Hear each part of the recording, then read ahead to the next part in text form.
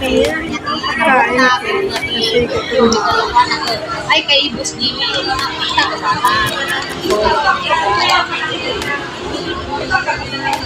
Sabi ko nga, hindi, sa ano daw nila, nalay nga yung kami nga niya,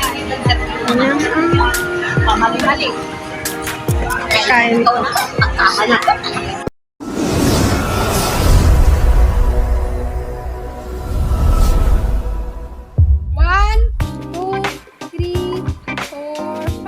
Ang mga magagandang dilag.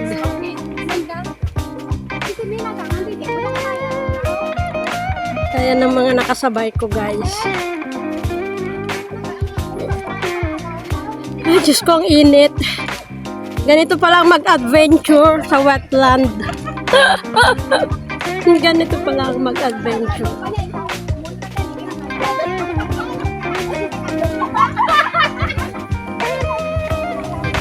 Ayan, buti na lang mahangin talaga. Kasi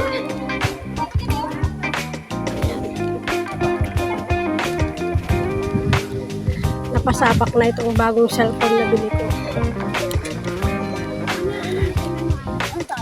Ang wetland. Wow.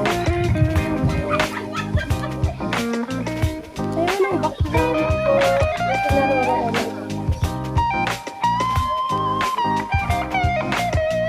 Dito sa may wetland. Ano yung mga kasama ko?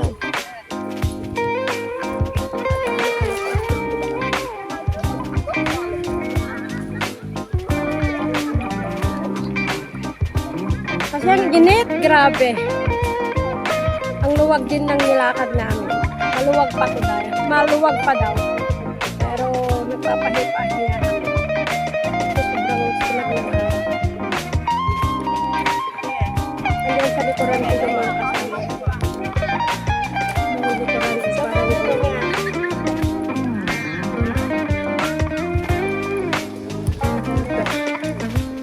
Grabe, ang init.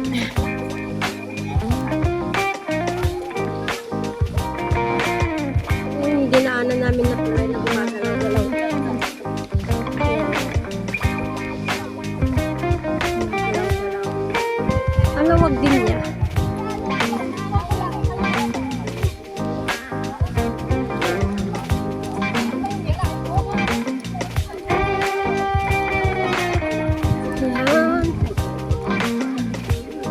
Wala naman lang makita na yung mga wild animals na nakapaloob.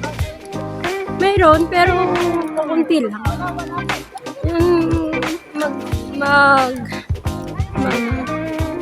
label na wetland is yung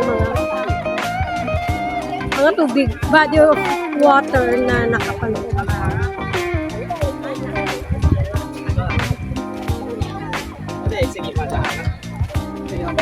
Ayun yung kasama. Oh, dito ang exit, oh. Exit na ba tayo? Hindi pa? Oh, sige. As you wish.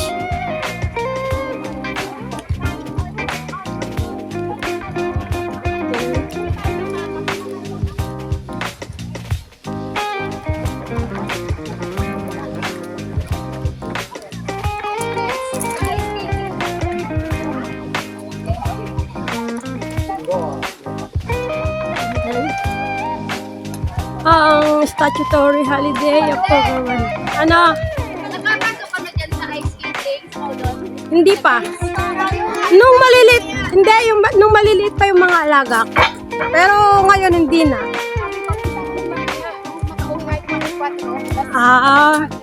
Uwi na ako that time. Mag-cross-stitch ako sa bahay.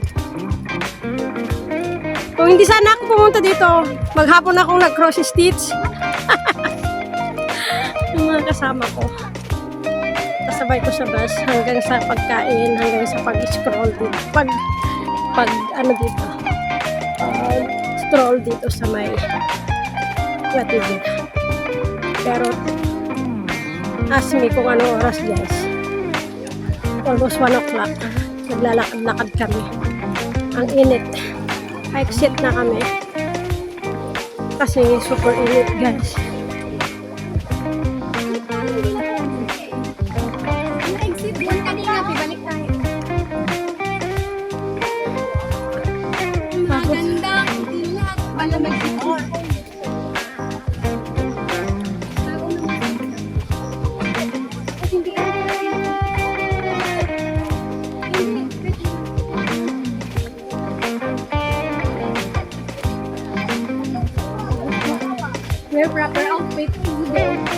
ito, mag-exit na kami.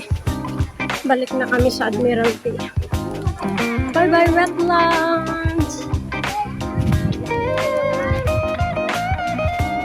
Bye-bye, wetlands! Ayan. Dami pang tao na dumarating, guys. Kasi free admission. Pero kung hindi free admission, 200 daw ang bayad. Pero para sa akin, hindi worth it yung 200. Oo, malamig siyang place na puntahan kasi puro kahoy. Pero hindi siya worth it. Kasi wala man lang makikita na yung mga talagang wetland animals. Mayroon, may isdang konti. May mga ibon din. Ayan. Pond. Patay na yung mga lilis. Doon yung iniputan namin kanina. Ito na yung exit. Ay!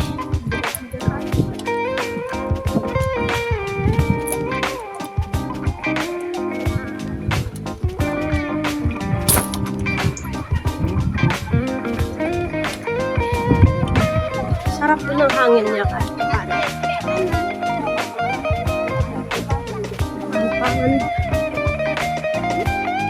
Pero para sa akin hindi worth it yung entrance yung 200 ang entrance.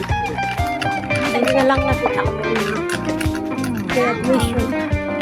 Kaya naglakas-loob ako pumunta kahit mag-isa ko lang. But luckily may mga nakasabay din ako.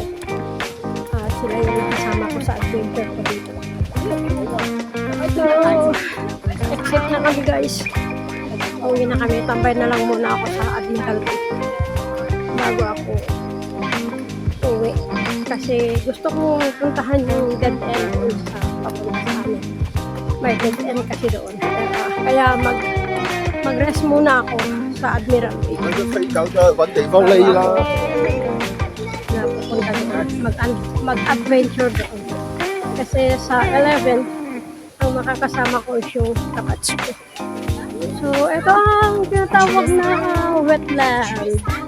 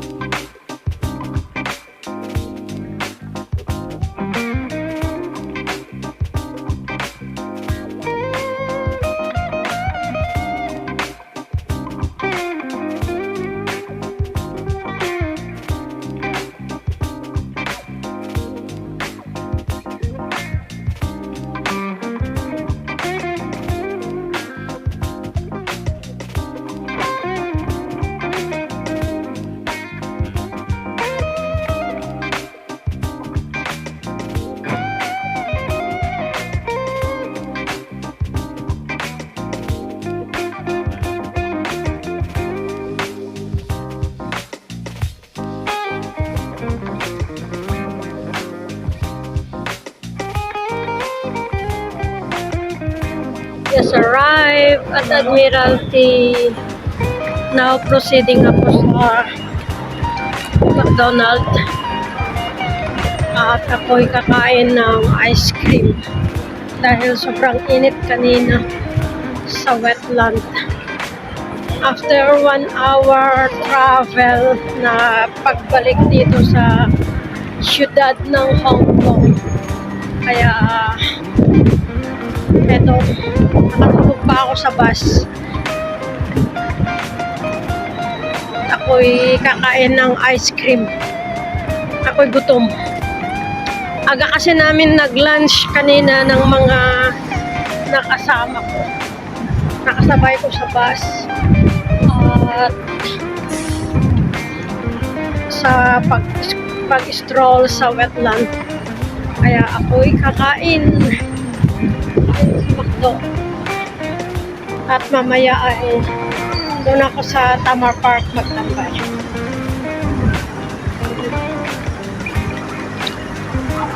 Ayun ang McDo.